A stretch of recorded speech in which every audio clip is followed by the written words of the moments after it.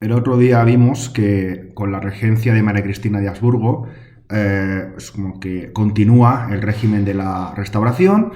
Hay estabilidad, pero creo que se me olvidó decir que es como que todo empieza como a complicarse, ¿vale? Es decir, siguen existiendo los partidos dinásticos, siguen alternándose en el poder, bueno, más o menos, pero tenemos nuevos actores dentro de este gran teatro, ¿no?, de la política española del último cuarto del siglo XIX, ¿no? Tenemos el nacionalismo, republicanismo y movimiento obrero. Bueno, ¿qué tal? ¿Cómo estáis? Aquí en vuestro podcast favorito o no.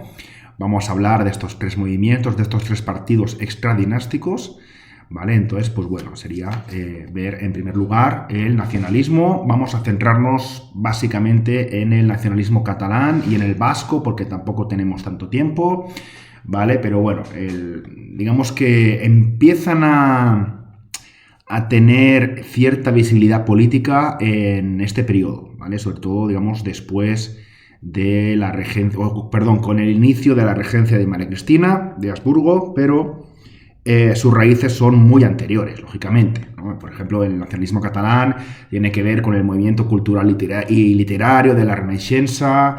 Lo que pasa que pasó de ser un movimiento cultural a un movimiento también político, ¿no? O sea, no dejaron de lado el tema cultural, el tema lingüístico, por supuesto, el tema histórico relacionado pues, con la pérdida de los fueros, con Felipe V y todo esto.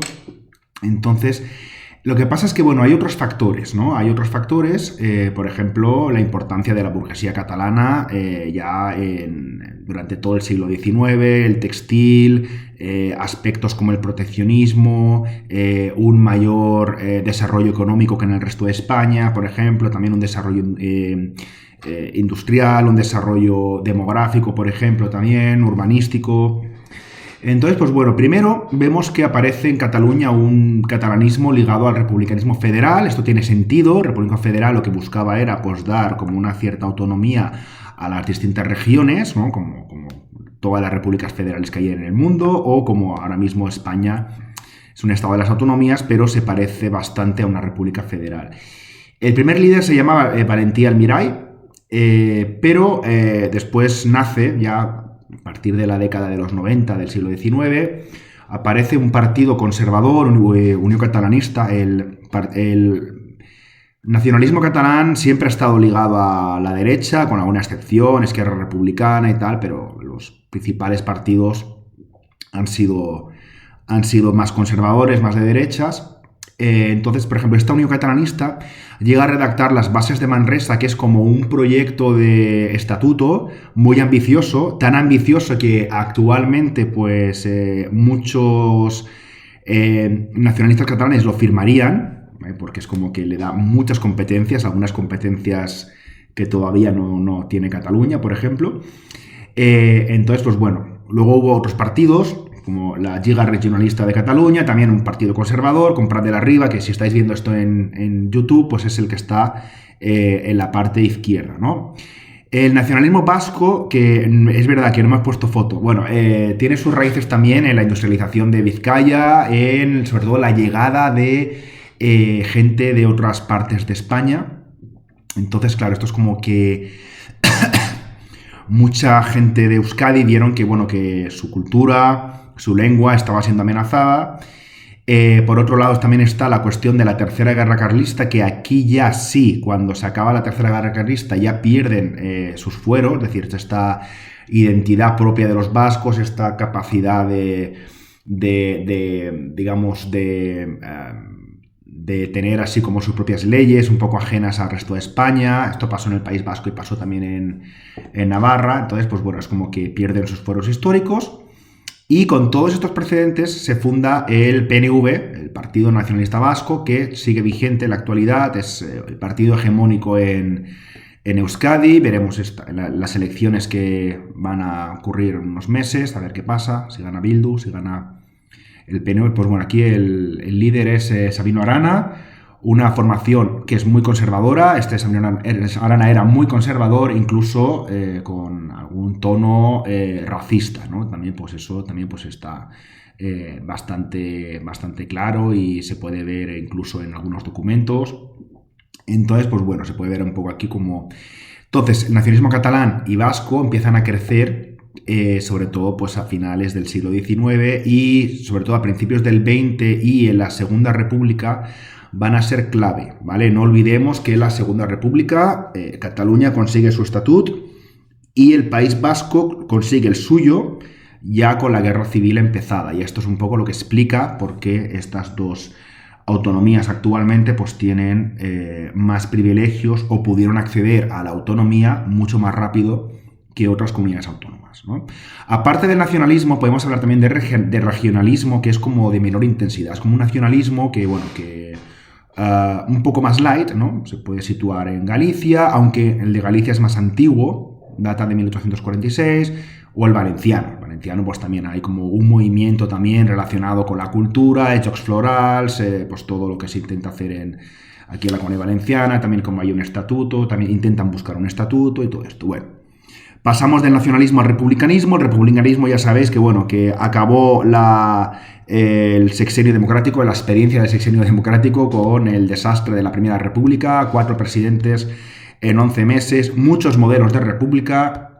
Entonces es como que cuando se acaba, no entran dentro de los partidos dinásticos, es decir, la república no va a gobernar en España, no van a gobernar los republicanos hasta 1931, pero van a empezar a crecer poco a poco al principio y después pues ya, sobre todo a principios del siglo XX, de una manera mucho más intensa. ¿Qué pasa? Que en esta época, en esta primera parte del sistema de la Restauración, se reproducen estos tipos de republicanismo, ¿no? Tenemos los federalistas de Pi y Margall, ¿no? Más cercanos a las clases sociales, los centralistas de Salmerón, los posibilistas de Castelar. Castelar es el que está aquí en la imagen, en el centro, si esto lo estáis viendo en internet, pues bueno, en internet, en YouTube, quería decir. Estas personas como que poco a poco se fueron posicionando más a favor del Partido Liberal, sobre todo cuando se consigue el sufragio universal, que era uno de los grandes derechos, de las grandes demandas del republicanismo, las grandes demandas históricas. Y luego tenemos incluso los progresistas de Ruiz Zorrilla, que incluso estaban un poco como ligados a el tema de la violencia, pronunciamientos militares, fueron como los únicos que intentaron hacer algo fuera así un poco de la ley, mientras que los demás, pues bueno, más o menos aceptaron las reglas del juego. Pero bueno, entonces digamos que hay que tener en cuenta que este republicanismo siempre tuvo representación en las Cortes, pero fue como variando, ¿no? Es como que la Restauración intentaba dar como una apariencia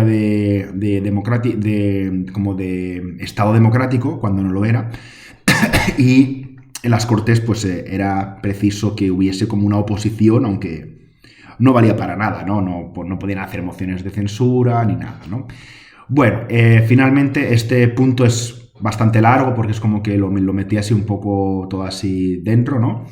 El movimiento obrero, pues bueno, es como que se desarrolla durante el sexenio democrático, eso ya lo hemos visto, ¿no? Llegan las ideas socialistas, las ideas anarquistas, eso no hace falta comentarlo. Ahora, puntos clave, ¿no? 1879 se funda el Partido Socialista Obrero Español, el PSOE, que todavía existe, fundado por Pablo Iglesias, ¿vale? Que es el que está en tercer lugar en las fotografías en YouTube. No tiene nada que ver con Pablo Iglesias, el político actual, bueno, perdón, el ex político actual, ¿vale? Aunque se puede hacer así coñas y tal, pero no. Se convierte en el partido de referencia para el movimiento obrero socialista, ¿vale? Pero hay que tener en cuenta que este partido, el PSOE, que era marxista, era republicano, no era el partido no era el partido obrero mayoritario. Los partidos obreros mayoritarios o los movimientos obreros mayoritarios eran los anarquistas, ¿vale? El PSOE poco a poco fue ganando, pues eso, influencia, poder, sobre todo a través de las primeras manifestaciones que se hicieron el 1 de mayo, las huelgas generales. Sabéis que es el Día del Trabajo, en España está reconocido como un día festivo, ¿no? Y bueno, y luego pues ya hay que tener en cuenta, pues eso, ¿no? Que el movimiento obrero, tanto